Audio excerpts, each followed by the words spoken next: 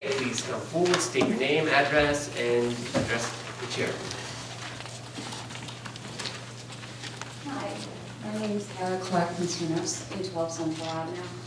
I'm kind of in a position here, and I just want to ask the council.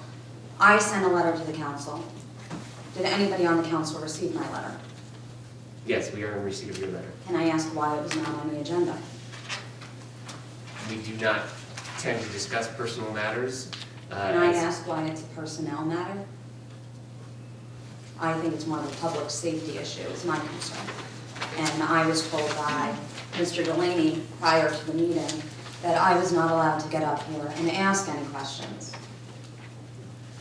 Does the council, does the mayor have any comment on that? It was my understanding that Mr. Delaney tried to ask if you wanted to discuss the personnel sections of that letter outside of this public meeting, because we would not be discussing those.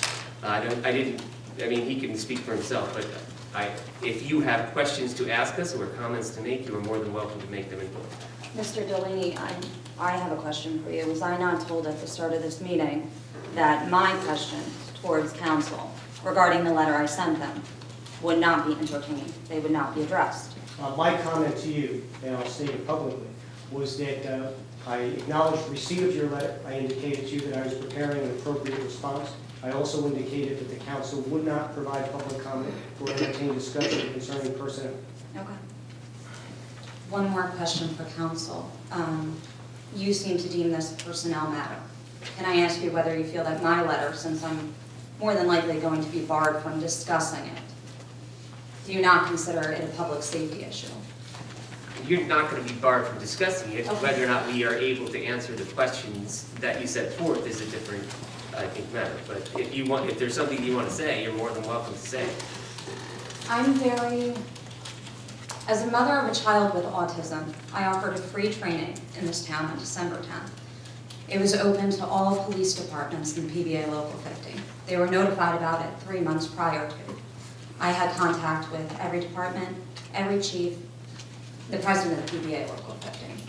The only chief I did not hear back from was the chief of police of this town, the town where we chose to live, to raise our family. And for personal reasons, I'm very disappointed with that, which I'm not going to go into. But the facts I set forth in this letter to you, I would like addressed, not because I need an answer, but I just need the assurance that it's going to be fixed. I brought this training to this town for a reason. It's very personal to me. It's my daughter. And I understand you're making this a personnel matter and you cannot discuss it up on the dais, but I would just like the assurance from the council that you will pursue having Gary Wason from POAC come in and train these officers. They had a free opportunity to do so on December 10th, and it was not pursued. And you would like them trained in autism. That's what you're requesting. Yes, all the officers, per state mandate, by 2012, had to receive this training. These officers in this department, well, all 3 of them volunteered to come, and I am so grateful for that. They gave up of their own time, and they should be commended for that. They're wonderful men.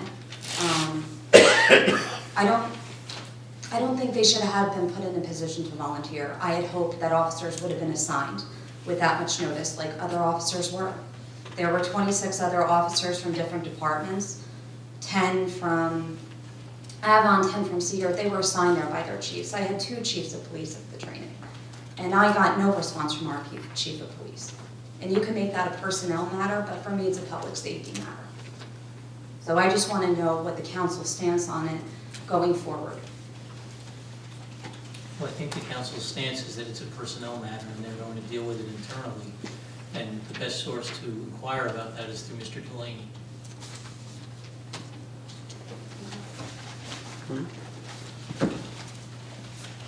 Thank you. Can I just come up, or do I have to raise my hand? You have to get ready. Yeah. Come on up. Beth Bernardo, 610 Monmouth Ave. Volunteer advocate for disabled children. I'm sure Mr. Schuler can back me up on that. I'm probably the only person in town who's brought our school to court. I read the article in the Co-Star that she's talking about. And it's about when children with autism, as you should know, in the state very prevalent with autism. Very high number. I've been doing this work for over 20 years. And I read the article, and also a recent article about a little boy that was 5 in Pennsylvania that got out of his backpack and drowned. As I said, I read the article. And as an advocate, I think the training is important. The child, her child, any child in this community that has autism, even maybe a neighboring community, I would not want to see the end result of finding that child as an advocate. I think that's a very important thing. I'm more than happy to go on a search for any child if something like that happens. So. But I like to say, as an advocate, you know, I came here more on my taxes, but after reading the article myself and hearing what she had to say and being an advocate myself for over 20 years. And my both my son went to this school. I've been an over 30-year resident in this town. And helps. I don't know how many children in this community. There's just no counting. Every child next school I get affected. So I find this training very important. If a child like that gets out, you have to find them quickly before something happens. And it's cold. I mean, especially a 5-year-old, a 3-year-old.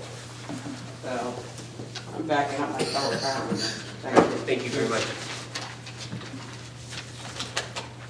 Go ahead. Thank you, Mayor. Just in regard to the comments regarding the necessary training, I can report to the council that the officers of the police department have received the required training, and in fact, there is a program that is in development through the prosecutor's office as well as the Monmouth County Chiefs Association to provide additional training in this area. In fact, it's my understanding that through the leadership of our chief and that the officers of the department previously received this exact program some years ago. And this was offered as a refresher course. And for whatever reasons that I won't go into publicly, this opportunity that was made available was not utilized in this case for training our officers. Well, if they were supposed to be trained by 2012, shouldn't they be trained by now? They were. Can I just comment on this? Yeah, come Sorry. forward, it's okay.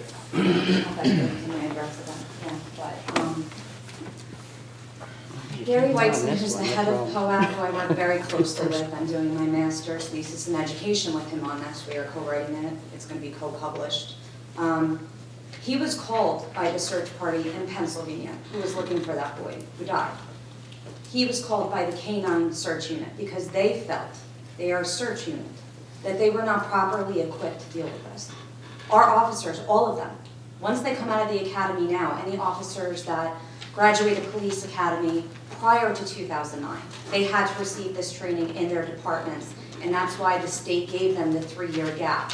They had from April 2009 to April 2012 to complete the training. Every single officer that is employed by Spring Lake Heights has the current mandated training now.